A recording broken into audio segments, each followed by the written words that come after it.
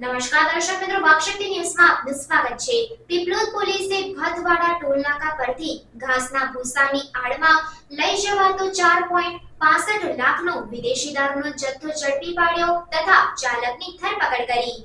પીપલોદ પોલીસને મળેલ ખાનગી બાતમીના આધારે પોલીસે દેવગઢ બારિયાના ભદવાડા ટોલનાકા પાસે નાકાબંધી કરી આવતા જતા તમામ નાના મોટા વાહનોની તલાશી હાથ ધરવામાં આવતી હતી। તે સમયે ત્યાંથી બાતમીમાં દર્શાવેલ એક પિકઅપ બોલેરો 4 વ્હીલર ગાડી પસાર થઈ હતી। ગાડીમાં સવાર ચાલક અલ્પેશ અર્જુન ચૌહાણની પોલીસે પૂછપરછ કરતા પોલીસને સંતોષકારક જવાબ ન મળતા પોલીસે ગાડીની તલાશી લેતા તેમાં થ્રેસરથી પીસેલી ઘાસની ભૂકીની આડમાં સંતાડી રાખેલ વિદેશી દારૂ તથા બિયરની કુલ બોટલો નંગ 4320 જેની કુલ કિંમત ₹4,65,600 ના વિદેશી દારૂના જથ્થા સાથે પોલીસે ગાડીની કિંમત મળી કુલ 8,67,600 નો મુદ્દામાલ કબજે કરી ચાલકની પૂછપરછ કરતા પોતાની પિકઅપ બોલેરો ગાડીનું પાઇલોટિંગ કરી રહેલ કરણસિંહ રૂપસિંહ ચૌહાણનો